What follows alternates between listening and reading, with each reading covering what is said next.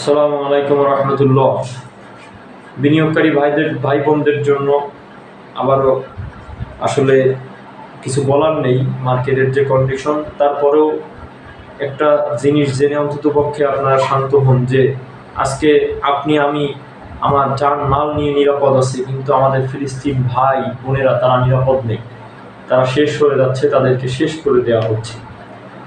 এই জন্য এতটুকু সান্ত্বনা রাখবেন। তারপরেও একটা কথা বলতে চাই, আমাদের উপরে যে বর্বরতা চেপে বসে আছে আমাদের বিনিয়োগকারীদের উপরে, বর্বরতা আমরা দেখেছি গত 16 বছর, গত 15 বছর আমরা বর্বরতা দেখেছি বিনিয়োগকারীদের মাথার ঘাম পায়ে ফেলা টাকা, রক্ত পানি করা যে অর্থ, এইটা গত 15 বছরের ফ্যাসিস্ট সরকারের 2 কমিশন তারা লুটপাট করে খেয়েছে। এবং যারা মন্ত্রী মিনিস্টার ছিল, যারা সরকারে ছিল, তাদের মাধ্যমে তারাও কিন্তু বিনিয়োগকারীদের এই রক্ত পানি করা অর্থ কিন্তু তারা ভোগ করেছে, তারা লুটপাট করেছে। এই অবস্থা থেকে আমরা বের হতে চেয়েছিলাম, কিন্তু এই কমিশন আসার পরে লসের পাল্লাটা আরও কয়েক গুণ ভারী হয়ে যায় এবং বিনিয়োগকারীদের আর্তনাদ শুরু হয়, এখনো চলতেছে। এইটা রমজানের আগ পর্যন্ত ভয়াবহ রূপ ধারণ করেছিল এই পতন। আমরা দেখেছি যে 6000-এর উপর থেকে একটা ধ্বংসযজ্ঞের উপরে আবারও ধ্বংসযজ্ঞ চালানো হলো, একটা ধ্বংসপ্রাপ্ত মার্কেটের উপরে আবারও ধ্বংসাত্মক লীলা চালানো হলো। সেই ধ্বংসাত্মক জায়গা থেকে এখন সূচক আপনি যদি দেখেন যে 6000 থেকে তারা যখন এসেছিল, সূচক 5000-এর নিচে নেমে এসেছিল। এখনো আপনি যদি দেখেন 5000-এর আশেপাশে কিন্তু সূচক ঘোরাফেরা করতেছে।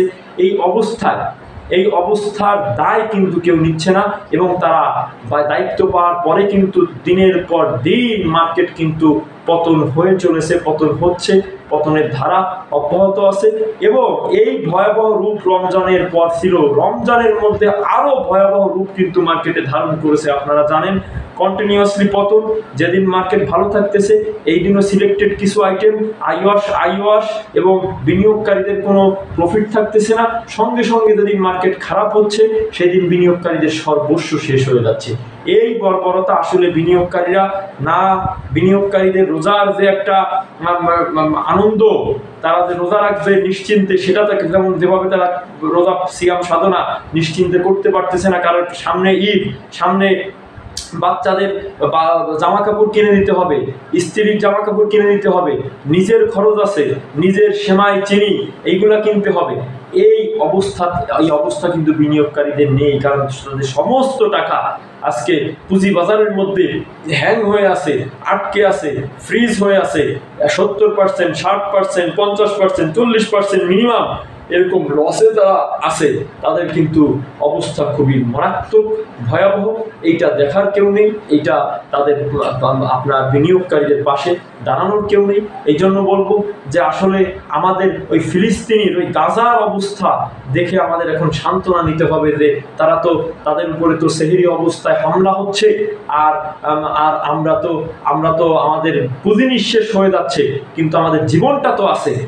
এই সান্ত্বনা ছাড়া আসলে বিনিয়োগকারীদের কিছু নেই। যেখানে আমরা মনে করেছিলাম রমজানে মার্কেট একটা ভালো একটা জায়গায় যাবে, বিনিয়োগকারীরা হয়তোবা বিনিয়োগকারীরা লাভ করার দরকার নেই, অন্ততপক্ষে টাকাটা রিকভার করে বের করে অন্ততপক্ষে ঈদটা পালন করুক, সেই অবস্থা কিন্তু তারা আজকে বিনিয়োগকারীদের রাখেনি।